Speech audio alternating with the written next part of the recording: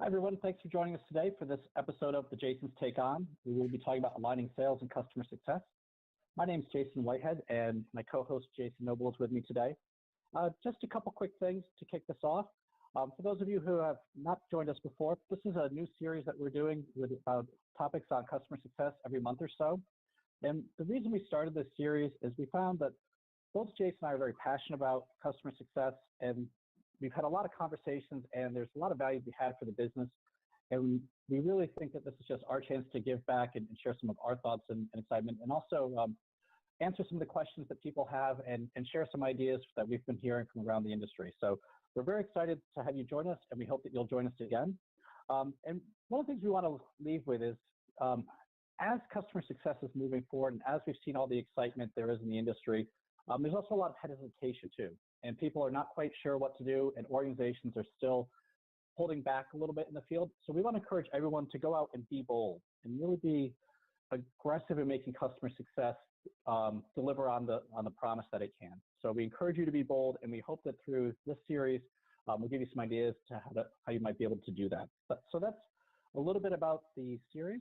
To let you know just a little bit about my background, for those who don't know me, I'm the CEO of Tritons. I've been working in customer success and software adoption training consulting for, almost 20 years now. I've been with Tritons for over 12 years. I'm really excited to be here, having worked with a lot of organizations and met a lot of great people in the industry. And with that, I'll turn this over to Jason Noble so that he can do his intro. Hi, everyone. Good afternoon. Good morning. I'm the other Jason, Jason Noble.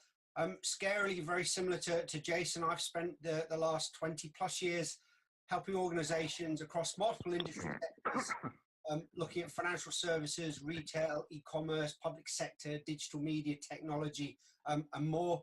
And really the whole premise is to help them be more customer-centric. What does it mean, and how do we help them aspire to be more customer-centric, and with changing business models, changing customer expectations, deliver what customers ultimately want? I've held executive leadership positions in pretty much all of the post-sales customer focus roles, including customer success, customer support, service delivery, account management, and project management. I've done it with a number of major global brands, including Sony, SunGard, and Reed Elsevier, and then also with a number of niche technology startups. And in all of them, I've come in and helped successfully build and lead their global customer success programs and operations and functions. I'm really excited to be here. As Jason said, really excited to be giving back, talking through some of our own learnings, really having this nice fireside chat where we'll talk through a few questions and give you our take on it. Fantastic. Thanks, Jason. Well, before we jump in, Jason and I wanted to throw a question out to everyone out there, and I want you to think about this throughout the webinar. What bold single action will you take to power up the alignment in your organization between sales and customer success? So give some thought to that question of what you think you'll be able to do to take bold action after this webinar going forward to help with alignment. And we'd love it if you would share in the comments as we go through the webinar or towards the end, any commitments that you're making, any thoughts that you have, and maybe we'll anonymously share some of those ideas out to help others get some ideas of what they could do in their organization. So give some thought to that as we go through, and let's jump right in. Jason, I'm going to start off with you. Why is alignment so important? Why are we even talking about this? Yeah, great question to start with. And I love the idea of getting everyone here to come back and put in what they're going to be bold, because as you said at the beginning, that's really our whole premise here as to what can you do differently. I think that there's a number of key things here, and you and I spoke this week and last week about this, Jace, is that first of all, business models have fundamentally shifted. The sale is no longer just about that first transaction. A sale is about an ongoing relationship that we want to last for multiple years. But in effect, when you come up to renewals, every single renewal is a sale. And we need everybody to think about it. We need customer success and sales to be so aligned that we can resell the service, the technology year on year on year. I think it's really important to try and change the conversation. There's a lot of talk about in organizations who owns the customer. No one really does. It's the customer owns the customer. Your business is providing your services to the customer. Sales don't own the customer. Customer success don't. It's not just about landing the deal. It's about how do you get the customer to want to stay with you and retain business with you. So how do you want them to Renew 1 year in the future, renew few years in the future. And you've got to shift from the idea of it just being a single sale. And I think that's one of the biggest things now. You know, both you and I, Jason, have come from kind of the on-prem world where we've sold and worked with licenses on customer sales. And quite often the sales guys do disappear. They're still there, but they're working on the next big deals. It's shifted massively now. When you're looking at a renewal, what you want everyone to start doing is thinking in, we talked about a 5-year sales effort. What can you do from that first engagement to get the customer to renew next year, the next year, and think that your renewal is a sale? And this is why I think you see challenges for some CS folk coming into it, that it isn't just about the operational, the trust, the relationship side. There is a commercial side to customer success, and we're going to do another webinar on the whole financial side of it. But the renewal is a sale, and you need the customer success team to be involved in that and work with sales to think about that. What we want sales to sell is not just for new logos, but sell for renewals and help them do that. And I think we talked about this the other day, but it's the idea of sales not being an event. It's not a one-off, but think of it as a chain. That the sales part of it is so critical. It's that start of the relationship. It's not a transaction. How do you, when you're starting those engagements with your customers, how do you get them or how do you get you guys rather to be their ideal vendor? There's a lot of talk, and we've talked before about the ideal customer profile, but for our customers, they've got an ideal vendor profile. But we want the sales guys to understand what is it our customers are looking for. How do they start that conversation about building the relationships? And really, I think the key message is we've got to start thinking longer term, got to shift that focus from being about these quarters figures, next quarter's figures. How do you get people thinking about do the sale so that they will renew in a year's time, do the sale that they will renew in 2 years' time? So get sales to think longer, and try and get customer success on the flip side to think shorter term. How do you get everything up and running and delivering as quickly as we can for the customer? Any other thing to add on that, Jason? Yeah, I think you really hit on it too, because the idea of selling for a sales chain too. I think historically there's been a lot of, especially like with CRM and major systems, where frankly people oversold the initial sell, and they set a bad expectation of licenses that for things that were never used, that sat on the shelf and never got used. And then back then, if you were just buying maintenance revenue, okay, you're stuck with them. But now if you oversell to begin with, that really tarnishes the relationship and hurts your ability to want to do more business with the vendor in the future. So making sure that sales is really hitting the market is going to be a pretty key thing. Absolutely. I think that brings us on to the next great question is what do you see as the major challenges with the lack of alignment? What problems does it cause us, Jason? I some of this, I think, is chicken and the egg too, what we talked about. I think, one of the issues is there's so many silos, and the people so often stay in their own lane, and they've been very effective, and they've been managed and rewarded in a way that encouraged them to do that. So, for a lot of organizations of which I've experienced, as long as sales was closing the deal, they can get away with a lot of stuff. But now if they're closing the initial deal, but losing on a renewal, that sort of raises the question of where do we need to get to there? And I think one of the things that we're definitely finding here is that the challenge of misalignment and siloed behavior, before a lot of organizations could get away with it because initially it was a single sales transaction mindset. And now with the renewal mindset and the renewal reality, you really can't get away with misalignment anymore. And I think a lot of organizations are struggling with feeling the pain internally of, we're still focused on initial sales and new logos, like we talked about, and they're realizing that they can't just do nothing anymore, because otherwise it really is going to hurt them on the back end, and their investors, their evaluations, their stockholders are going to be very concerned about it, and as are their customers as well too. So I think that's definitely a challenge. And looking at even the mindset and skill shift that may be required, does it take a different kind of person to be a subscription salesperson? Is it a different skill to be able to sell with the long-term view with that idea of a sales chain? How is it different than traditional sales? How is it different than what may have been done in the past? And I think, we talk so much about the business model evolving and the need for customer success, but I think many organizations are slow to wake up, and maybe even still haven't woke up to the idea that the manner in which we sell and the value proposition in which we sell really needs to change. and trying to get sales guys into new sales in a way that will drive future renewals and will drive their success is going to be pretty key. And Jason, we also talked a little bit about does compensation really reward success?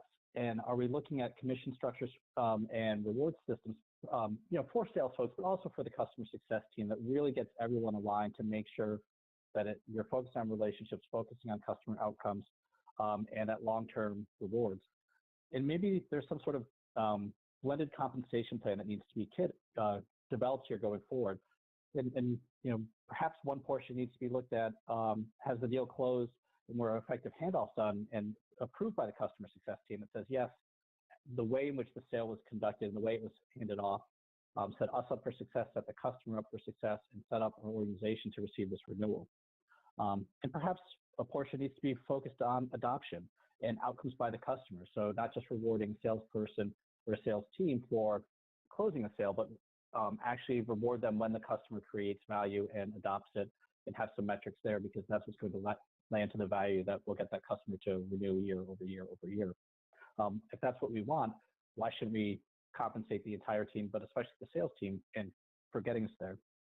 And then obviously, if so many organizations looking for that expansion and renewal revenue, maybe those need to be factored into the compensation model. So I think there's a lot of moving parts there that so far have been challenges, because a lot of those things aren't there yet, and people are still holding on to the old ways of working and incentivizing.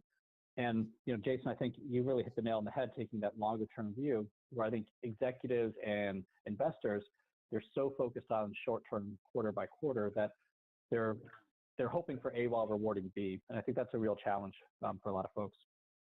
I think that the thing that you're saying there, Jason, about the compensation model is key, because it is. If you look at, I think still the majority of technology organizations, even ones in subscription, compensation, particularly for sales guys, is commission and on deals. I really like the idea you've got about spreading it over a period, and I think it changes the way that compensation and reward works for the sales guys. I really like that, and I think there's a lot of benefit for the sales guys that they were actually rewarding long-term value.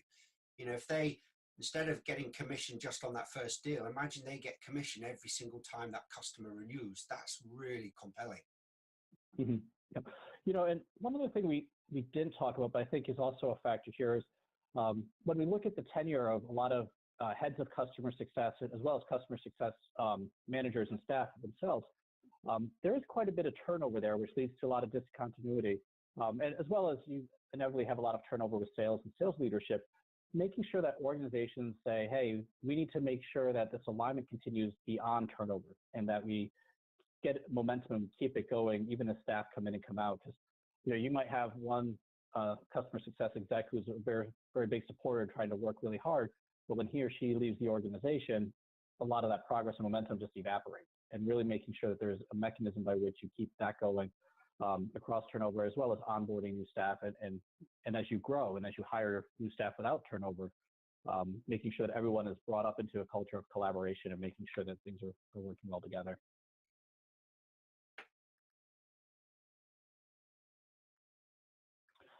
So Jason, I think with that as a backdrop, what involvement do you think should CS have in the sales process, and how should they work more collaboratively together? I think that's a really great question. I want to kind of preface that by saying that, this isn't about a them and us. You have to work together, and there's an absolute pivotal role in success working with sales a lot closer, and vice versa. But it isn't what we're not saying is that the sales model's broken. What we want to say is that they need to work close together. And I think that having the success team work with the salespeople early on, they work there as part of that relationship, is really, really critical. You can help the sales team understand outcomes and our way of thinking about delivering customer outcomes and experiences rather than solutions or consultative selling, but also be involved with the sales guys in trying to learn and discover what the customer's desired outcomes are, and then also the steps that the customers need to go through to get there. How will they achieve that? You hit on a great point earlier on. What we don't want to happen is sales or us as a business committing to an outcome that we can't deliver. So we've got to make sure that we're all aligned there. And I've been in a number of organizations where I've seen a lot of value added in the success guys coming into the sales process nearer the end, so just before signature, but nearer the end of it, not involved from the beginning, but really coming there to help then transfer that journey across as well. So it's not a handover. And I think that's absolutely fundamental. I think you can have the success guys working with the sales team in the sales process to help identify what the actions are that our customers need to take on their side to achieve the outcomes. And it's important to remember we're selling outcomes. We all talk about desired outcomes, the relevant experience, but what you've got to understand is that we're not just selling tech to customers. There's also a big change management piece, and understanding how the customers will get there and what they're going to do and how we can help there is really critical. And I think by having success in there, you're encouraging a longer term relationship, and I think it changes the conversation really importantly. I think the sales guys in every organization I've been in, they do a stellar job. They really do. It really is a tough job to do, and some of the deals they land are incredible. So I think we've got to give them a massive amount of credit for what they do. But they currently, this isn't about blaming sales for relationships not working. Their existing comp plan, as Jason's talked about, and how the organizations have defined roles dictate quite often how they work. So we're trying to change it. And I think a lot of it is kick-started when they start thinking about relationships and we start thinking about relationships. So having the success team as part of the sales process can really help do that and help instill that long-term relationship. And also that the experience matters. It isn't just about we're selling a solution, then letting it go. We're selling an experience, and the experience has to be right for our customer. And if we know that the sales process and the pre-sales part of the journey is at that right level of experience, we can continue that through adoption, implementation, then through to the post-sale side of it. And that absolutely is critical. And I think you've got to really help the sales team focus a lot more on the outcome. And we talked about this last week, I think, Jason, the idea of everyone talks about handovers and making sure that you hand over from sales to success or to implementation, then to success, to support is all done correctly. I think we called it a hand overlap. Don't think of it a handover. It's not someone passing a baton over. What you want to do is be involved in that last sprint where you're working together. So it becomes a lot more of a seamless hand overlap. And I really like the idea of that. Any other thoughts to add? Yeah, I think, you're right about the hand overlap and going through it, and coming back to the idea, what's the customer looking to buy? And I think you really hit it on the head with, they're not just buying features and functions, but they're really buying that outcome and what they want to get to. And there's always some nervousness and uncertainty on the part of the buyers. So the more you can bring customer success in to say, look, here's the software and the features and functions, and it looks great.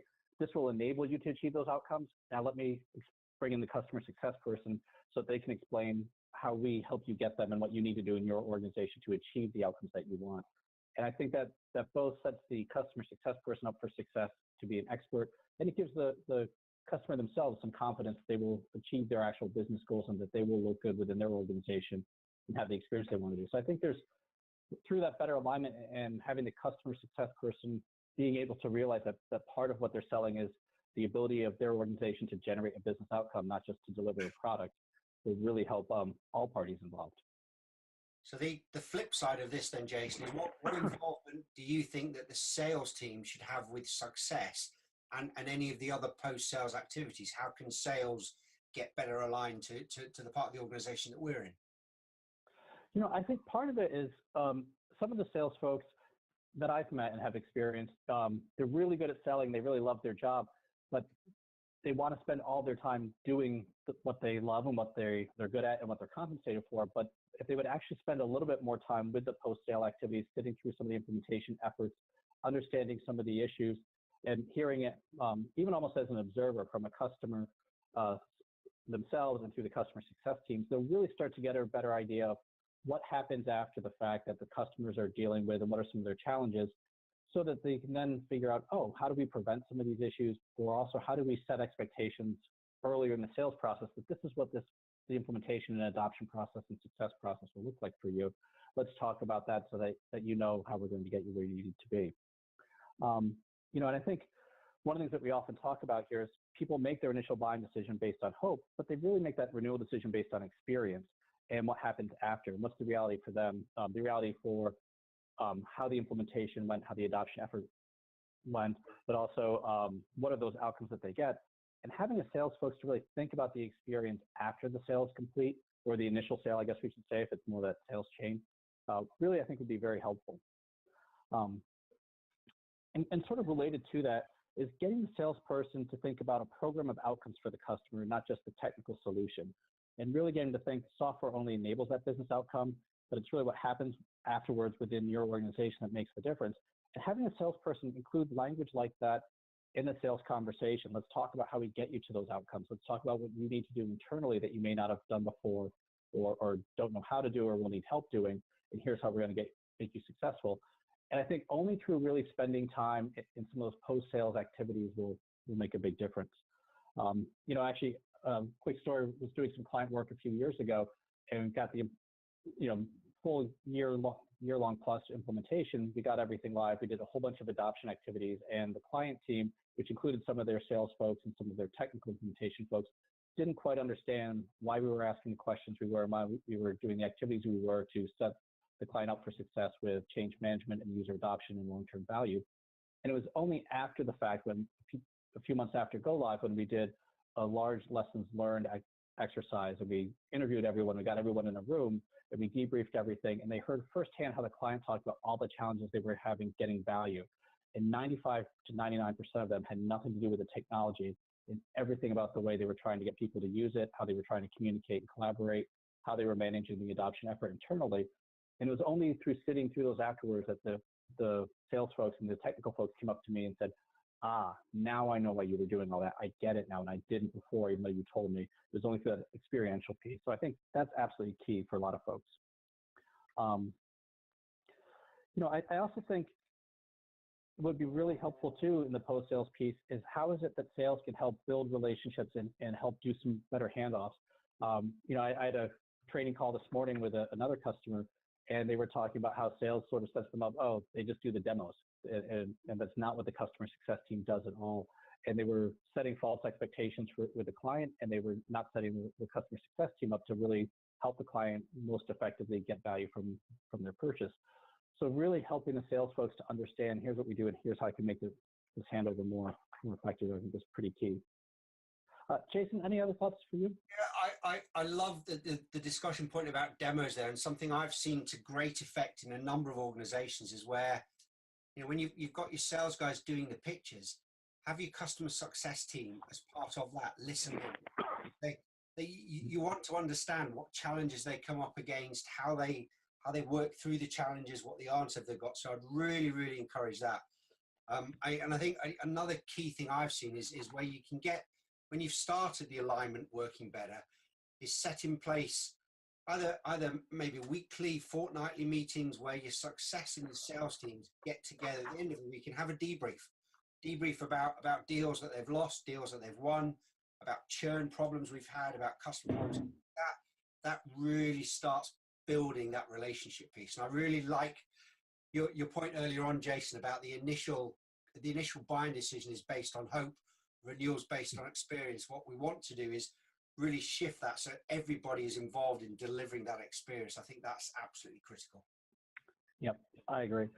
So on that note, Jason, let's shift the focus a little bit, and can you share some things of for the people that are out there and having been in this role, what things do you think people should do to actually drive better alignment between sales and customer success? How do we make this happen? Great question. And I wish there was a silver bullet. That there isn't, but I think there are lots of mini little silver bullets that can absolutely help.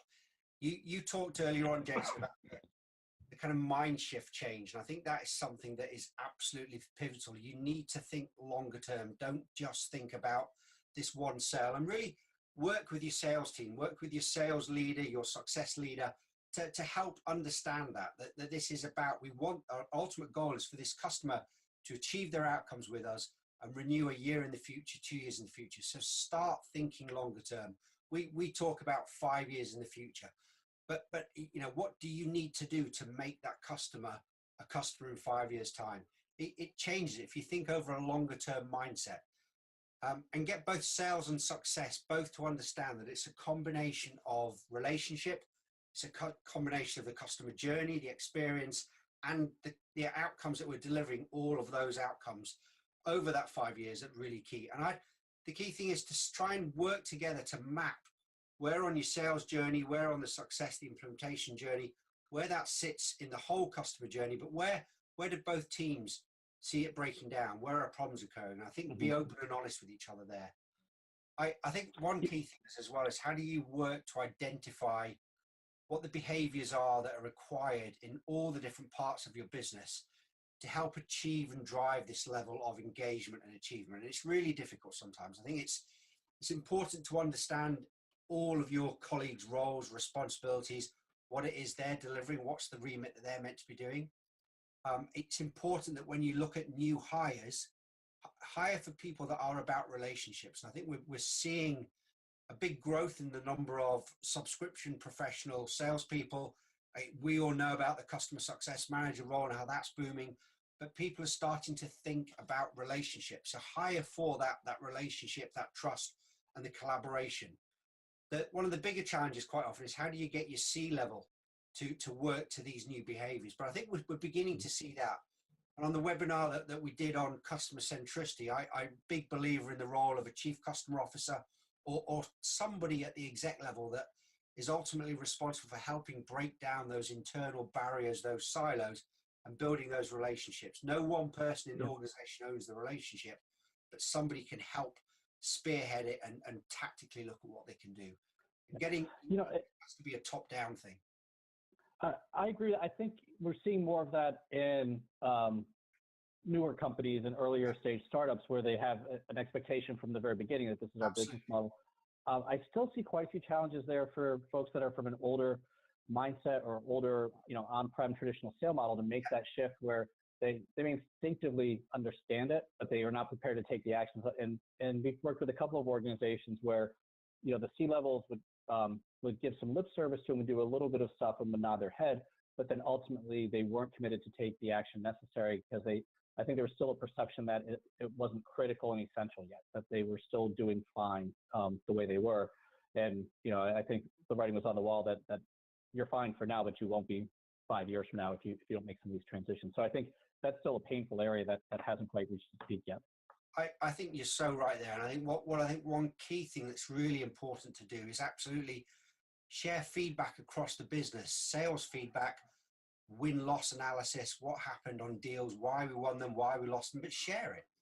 But then also why do we lose customers? So do the same thing at the other side of the journey. When customers leave us, share that. What are customers saying about us that isn't as great? And I like the idea of a customer feedback wall within a business where we can share throughout the whole business so it's fully democratized. Everybody can see what customers are saying.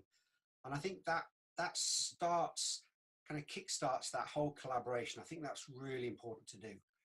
I think the other thing that we talked about, Jace, was looking at the different compensation models, not just for sales, but also for customer success. And how do you align the model so that we're rewarding long-term behavior? Look at sales selling on the basis of outcomes, not just feature and functions. And also look at sales to sell. A part of what they're selling is customer success. So how do they get rewarded for that? How do customer success rewarded for it? We're not necessarily charging for it. A lot of organizations don't charge for customer success, but we should still pitch it. It's a fundamental thing and absolutely a big differentiator for us. When it's done right, we can deliver those long-term outcomes. I think something it's, sorry, Jace, go on. I was just going to say too, I think, right now, as many organizations are all still trying to figure out what customer success is, many of the customers, they're inundated, they have so many software vendors and they have different flavors of customer success that they're experiencing. Over time, they're going to become a more savvy buyer and being able to understand which customer success services that they need to actually achieve success with any given software, and it will factor into their buying decision. So I think those sales teams now that can position customer success and explain the value and demonstrate this is how we help you achieve those business outcomes, they're going to have a leg up, in probably even just in the next 3 to 5 years. Absolutely. I think a couple of other points that you can look at tactically what you can do. I'm a big believer in customer success having an input into vetoing deals that they believe won't be successful with a customer post-sale. Not necessarily where it's not an ideal fit customer, but where if success are involved in the sales function, we're part of the sign-off. Is it a deal that we want to go through? But make people understand that. So start talking about the idea of success, having the authority to veto deals that are not going to be successful, where we all agree they're not going to be successful. And this isn't just customer success saying they're not going to be successful. We've got an exec team within the business that say, we've agreed this business isn't a good fit. We don't need to do this sale, but have the authority to veto it. Just one of the things related to that, I've posed with a couple of customer success professionals and to a couple of clients, just the question, what would it look like if instead of customer success reporting up to sales in your organization, if sales reported up to customer success? And if the mindset was really around how do we reward that long-term, renewal chain all the way through? And I think just sort of flipping that question around starts to say, it would be a very different relationship then. It's great that, because I think we will see over time leadership. We've already seen a transition to more customer-centric leadership. I think that's going to continue. I've seen different organizations where success reports into sales, vice versa. I've seen sales and success report into one person, but that one person has to be more customer-centric. And you're so right that we're beginning to see that. I think the other key thing is we talked earlier on about the handover or hand overlap, but it's fundamental that is done. It's done well, it's documented, and it's signed off. So it isn't just about sales to success, but also sales to implementation, adoption, professional services. It's success then to support. That handover is critical. I want my sales teams to have documented what the outcomes are and how our customers are going to achieve those. That comes across to success, implementation.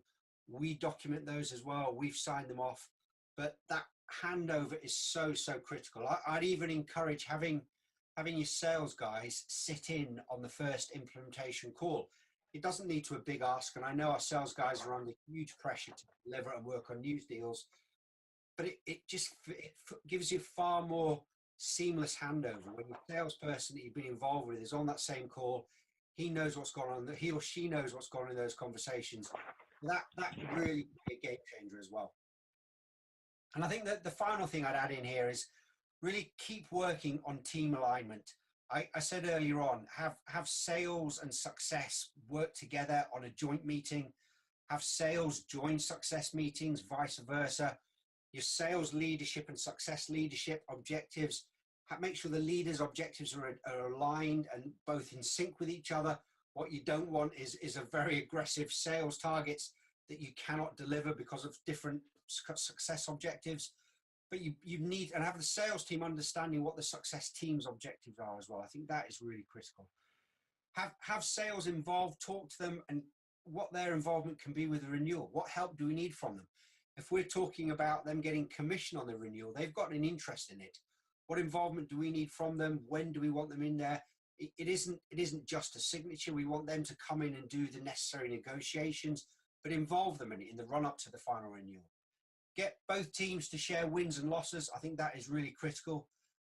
Wins and losses on the sales side, but also churn. When we have churn, why have we had it? Understand that. What worked well? What hasn't worked well? And what are the really key learnings that we can have from each other? And the last point I'd say is, the sales team do a demo of our products that really gets our customers really excited. They get this. It's solving a problem for them. It's delivering some outcomes. To then have a success team come in and say, this success, the software only enables the outcome. Let's talk about how you achieve it. We want to change that, and we want everybody aligned so that people are really excited from that demo. Success come in, then talk about the outcomes, but talk about the changes that they need in their organizations as well. And I think having that involvement there in the two is really critical and can really reap rewards for you. Any other things you add, Jason? No, I think you covered a pretty good list there. I think that's the list of questions that we had.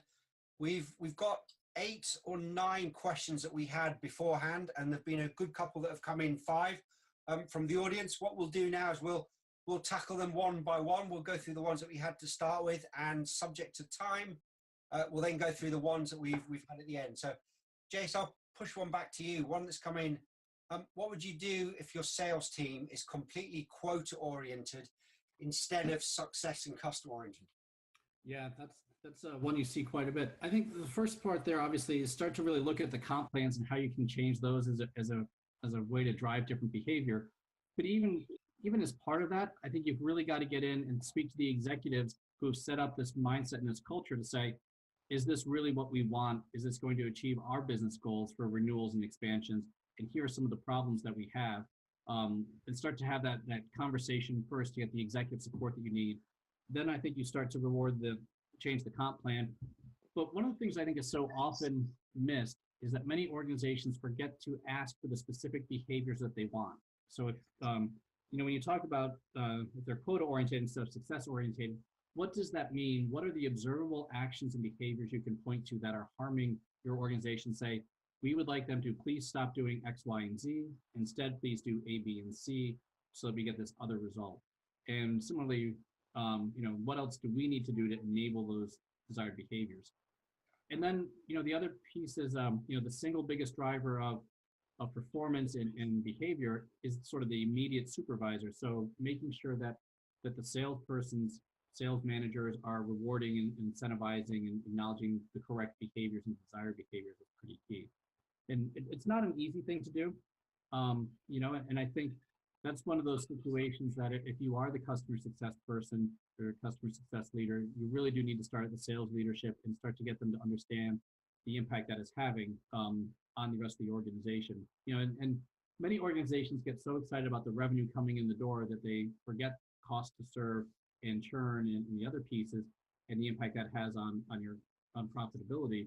So looking at both sides of the profitability equation, I think is pretty key. Any thoughts there, Jason? Yeah, I think it's a great point, and I think it's actually something that's quite difficult to do. I think you've hit the nail on the head. The comp plan is something to look at. The renewal outcomes comp plan. We're not discounting that can be very difficult. You're looking to change behavior, change how your sales guys are incentivized. But it goes back to that thinking long term. I really like the idea. If my sales team can be rewarded partly on the initial transaction, partly on delivery of outcomes, and partly on renewal, and then that renewal, they're rewarded on it year after year, that's a really compelling proposition for them. So I think that's something to bear in mind and help that conversation. It's not, comp plans aren't something often that would change overnight. Yeah, agreed.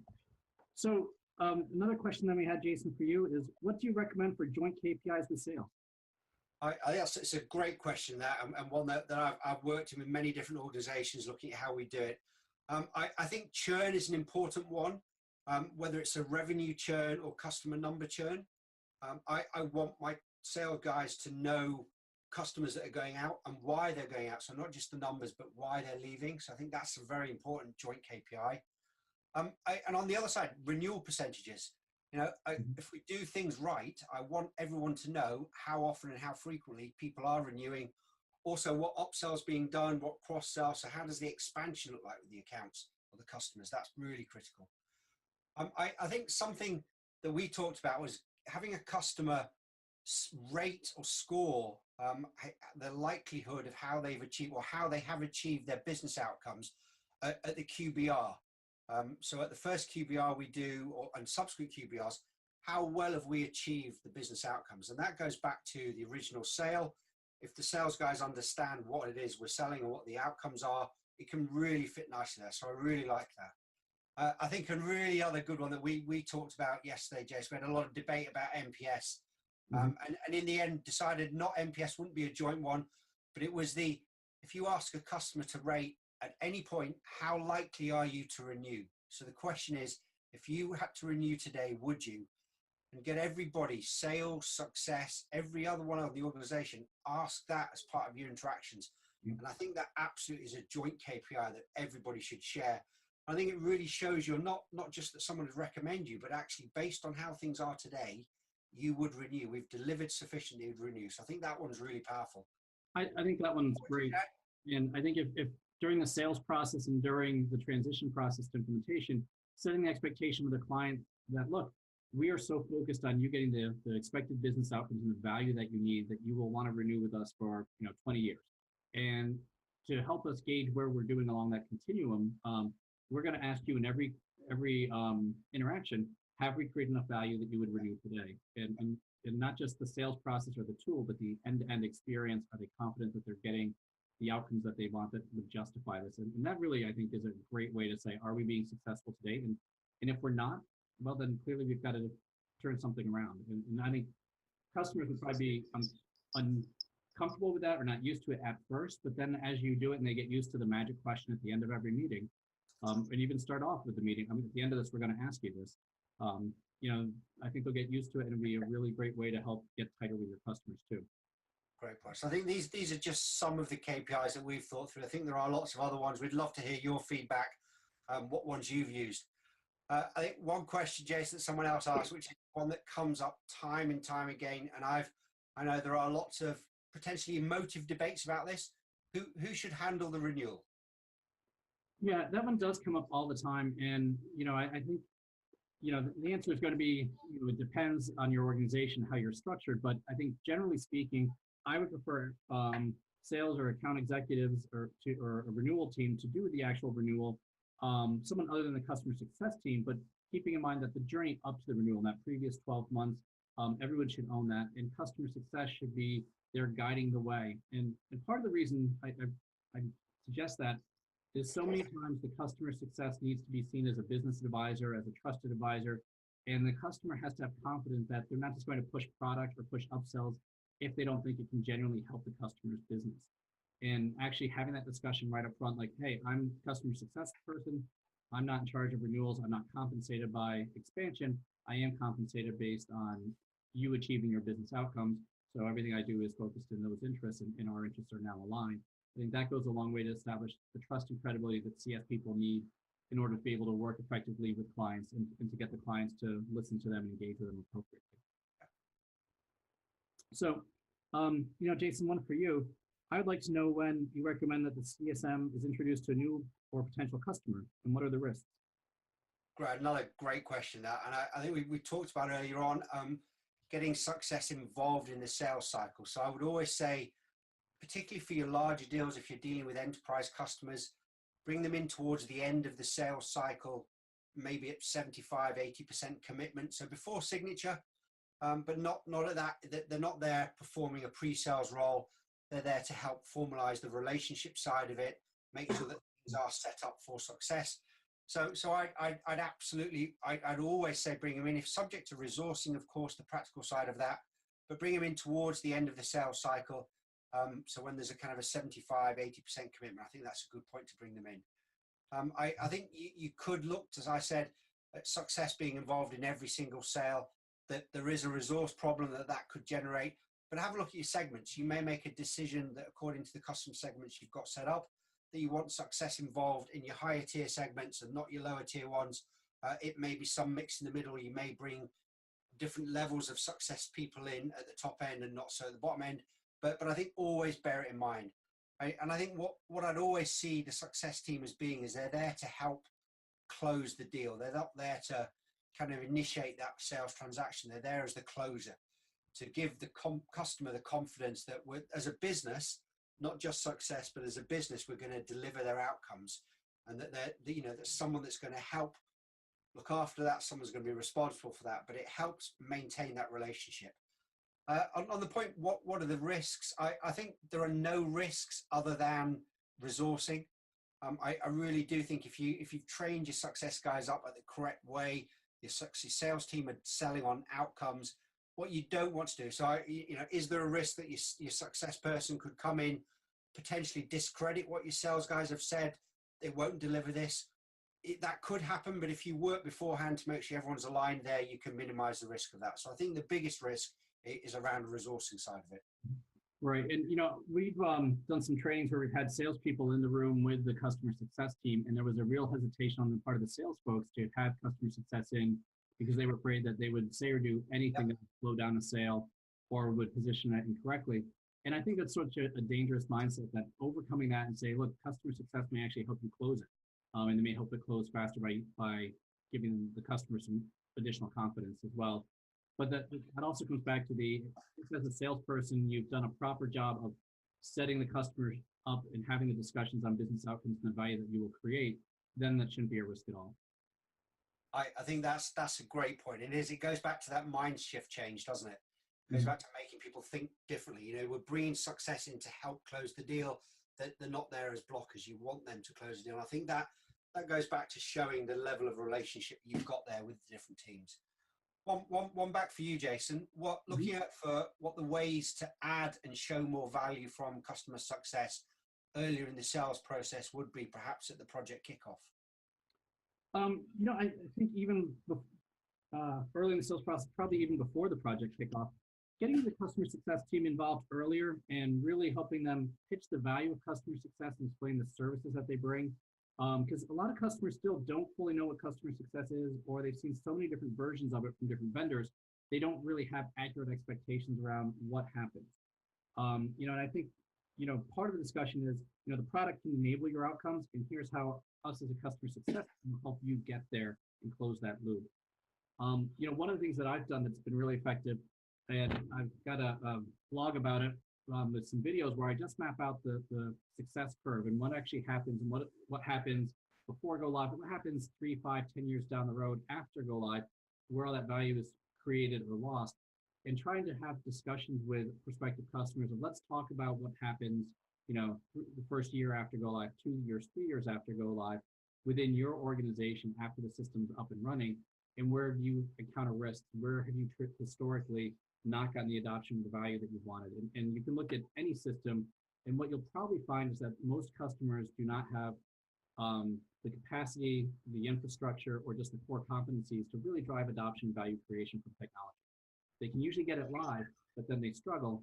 Mapping out some of the issues there, identifying some of the risks to their investment, and then showing how you as a CS team act to help mitigate those risks can be very, very powerful.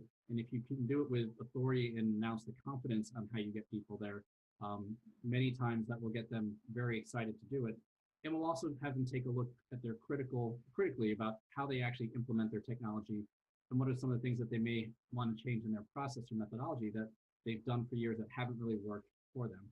And I think the more that you can show that expertise and adoption and value creation as a customer success team, the better off you are. And just a word of caution, if you go that route though, if it's during the sales process, you want to explain some of the issues and the way in which you help the customer address those, but don't invest the time and effort actually doing the work to map all that out until they've actually signed, or unless they hire you as a pre-sales strategy engagement on how you would go ahead and do this. Because many times, if there's other reasons that factor into their buying decision, you'll get the confidence there, but you don't want to deliver free work for them. That's very important too. Any thoughts on that? I think that, I really like the idea of kind of a project kickoff with everybody involved. I think it's such a compelling message for the customer that as a business, we are all aligned and we're here to deliver the outcomes that the customers agree to or want. And I think that is such a critical thing. And I think you've hit on a key point there. It's how do you get customers to understand what customer success is? To a lot of customers, it's foreign. They've never heard of it before. It's an alien concept. But it's a really powerful one. And having your sales team understand what that is and how to pitch it can really, really add a lot of value. Yep. And I think, one thought around that, I've worked on a lot of projects over the years, and many of the project kickoffs I've been a part of and have sat through have been kind of painful. And they've been a lot around, here are the milestones, here's the project plan, here are the work teams. And they skip over the business outcomes. They skip over what happens in that year or two after go live. And most people view go live as the end of the project, when really that's where the heavy work starts. And I think for customer success to help organize something like this, especially early when the sale is closed, you really need to look at what is that kickoff process, and what's the content and the expectation and actions coming out of that. And that is really your first effort to start to shift mindset from go live is not success. It's what happens 1, 3, 5 years down the road. So Jason, another question for you. What should we do if we have a bad fit client that we're closed only to really beat our sales numbers? So we've got this client, they're not an ideal fit. Sales guy had to hit our numbers, and for whatever reason, we move forward with it. What do we do? Thank you for letting me take that question, Jason. That's a great one as well. when we were talking about this the other day, I mean, I think I've not worked for an organization that you don't have some customers that don't fit. And I think particularly with startups, there's always going to be the push from investors, from the founders of the business about growth. And at the beginning, if we're honest, we're not actually sure what our ideal customers are probably. So I think you're always going to get that challenge. So if you've got bad fit customers, don't think you're in isolation. I think everybody's got, and when I say bad fit, put brackets around it, inverted commas.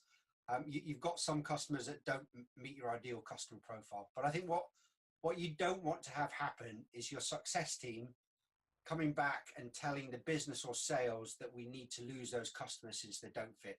I don't think that's the right way to do it. What you need to do is get your success team to identify what the problem is that these customers are causing for us, and how do we articulate back to our sales team and our exec team the business impact that it's having, and then start that conversation with sales, with CS, with the exec team about what do we need to do. And one of those outcomes may be that we need to churn the customers. Maybe we need to talk about exit. It might be that we need to adjust something, or it might be that something is fundamentally wrong, that we need to change the product. So you need to have those internal conversations. I think, how do we stop bad fit customers? And again, bad fit with inverted quotes around it. Get your success team and your sales team and marketing to talk about what your good fit customers look like. And I'd never encourage to have a single one good fit customer, but have a range, from okay fit to great fit. So what does that range look like? What's the scope of those, and how do we target those better? And if we've got bad fit customers, the impact on our business, the cost to serve is very high, a lot higher than it should be. And ultimately that impacts our profitability, our margins. There's an impact on quality of service. It can have a negative impact on our reputation externally with other customers when our sales guys are selling. They may be generating revenue, but not as much as other customers. But I think one of the other things is some bad fit customers might be there because they're a strategic logo that we've made a decision to keep. So you've got to understand what the problem is that they're causing and how they got to that situation. And I think if we do make a decision to exit a customer, for them to exit the organization, do it in the right way. Have the conversations internally to get agreement on how you're going to do it. You may not be able to exit them. You may need to go to your contracts, look at that. That I'd always see as a worst case. But I think fundamentally it's trying to understand what's the impact that the customer's having on us by us perceiving them as bad fit. What can we do to address any of that? And do we have to shift anything in what our perception of an ideal customer is? I don't know if there's anything further you'd add there, Jason. No, I think you really covered it. I mean, it's never the ideal situation. You get them there. But one of the things we did talk about is, over time, many organizations will have like sunset certain versions of their product or entire products altogether, and will no longer support some of these. Sometimes that is the right discussion to have a proactive discussion out with your customer to advise them and say, here's the direction we're going. And if it's not a fit with your business, how do we do this with enough notice in a transition period to get you off successfully, such that you would still refer others to us, and that you were so satisfied with this relationship that you might come back in the future if your needs change or if our product changes. That I think is such a key thing, and it's part of your churn process as well. Is you want to maintain that relationship. Don't burn bridges.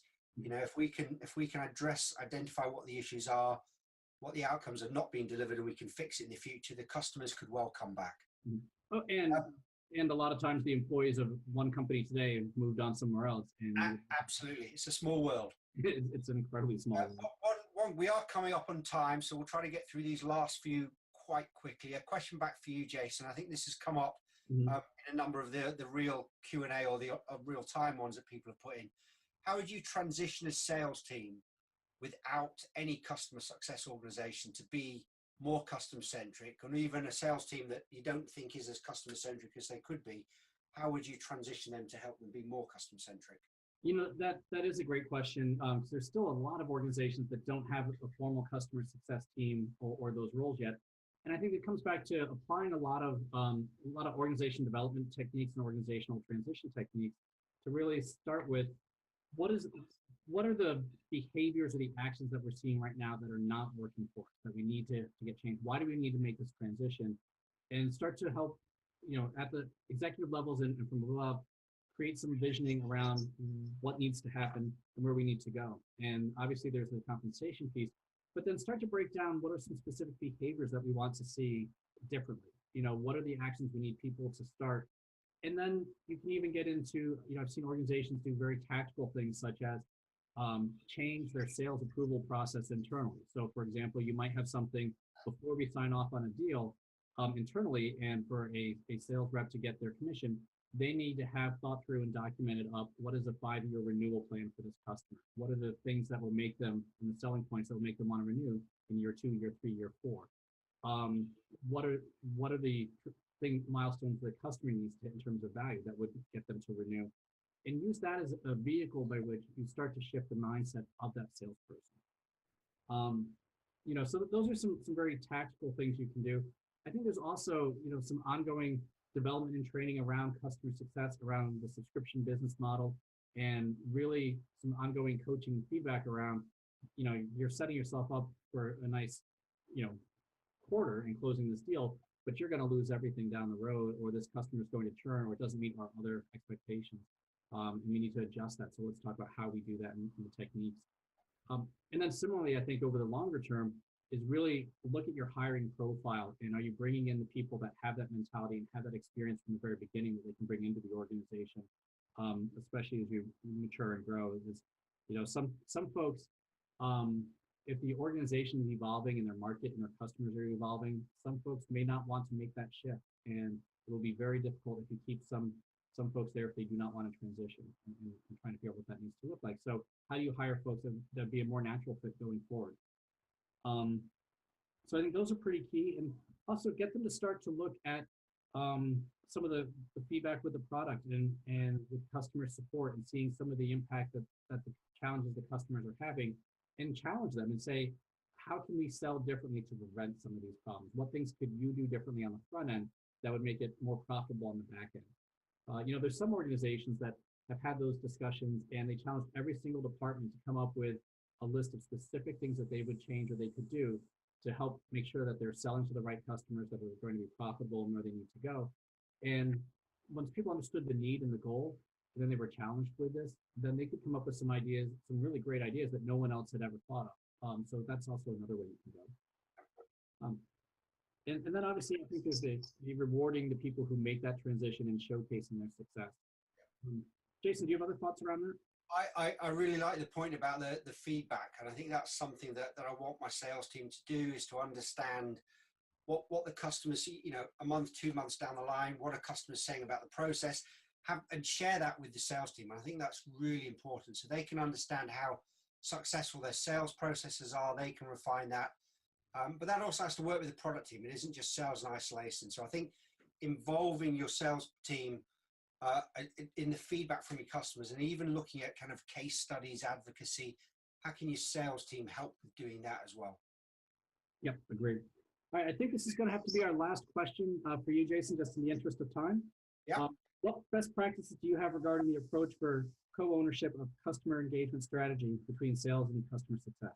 You know what? When I saw this question first, it kind of a lights lit up. I really like it, because this is, I think there's a lot of organizations that still have silos where they're talking about who owns the customer. Clearly here we're talking about co-ownership, which is really, really nice. So that's the first thing. I'd really reinforce that, break away from anybody talking about who owns the customer, who owns different customer strategies. As I said, it reinforces them. And I think you find that many companies have, as a result of that, very disjointed customer engagement, customer experience strategies and approaches. I'd really, how you can improve this and focus on it, really look at what data you have. What data do you have from the sales point of view? What commercial information? And what customer data? Look at adoption, usage, reporting, value insights, outcome insights. How do you present them together and share them in a dashboard that both sales and success can see and understand the engagement, how it's working? Involve both teams in mapping out the customer journey, and look at it as the journey starts from the pre-sales point of view. So it starts from those initial leads, engagements with marketing, right through to how the customers are using the product, to people churning or renewing, but involve both teams in that. And I think having a joint working through that program there will really help. And I think a number of the strategies that we've talked about above can really help, you know, by having a jointly owned, everybody bought into, signed off the engagement strategy, the experience strategy, can really help continue to build that cross-team, cross-business approach there where we're working collaboratively. So I really continue the work you've done there, collaborating, work with different teams, work with different team meetings. How do you understand what the different good points, the bad points are from the different strategies? Anything you'd add on that, Jason? No, I think you hit it all. So just as a way to wind down, folks, also wanted to put out, again, our question at the top of the webinar was, what bold single action will you take to power up your alignment in your organization? So if you have some thoughts, would love if you could type them into the chat window and we'll see what people think. We probably won't have time to discuss them today, but would love to capture them and maybe share some ideas with others. So we hope this has been helpful. Also, a quick announcement before we close out. We do have our next webinar topic on getting customer onboarding and adoption right, and that'll be on February 12th, 2019 at 10:30 a.m. Eastern time. We hope you can join us for that. Really think that'll be a fun discussion. I'm very passionate about user adoption and excited to have it. So with that said, Jason, you want to just give yourself a little wrap up? Yeah, I will do. So guys, really enjoyed it. Thank you very much for having us. Fantastic to start 2019 off. We had a record number of people registering and a record number of people listening in. So big thank you from me. I hope you've all got something out of it. What we will try and do is there are still 5 or 6 questions answered or to be answered. We'll see if we can still answer those and come back. But I would love, please do reach out to me. I'm UK based, clearly, kind of the experience on the global side of it over in Europe and beyond. But do reach out to me if there's any mentoring, consulting or coaching I can do. I'm on LinkedIn, on Twitter. Please link up. I would love further conversations with anybody. Great, thank you. And same for me as well too, based in Washington, D.C. We have a variety of training and consulting and coaching services that we provide, as well as some online training. Would love to share information and hear what you're doing and how we can help.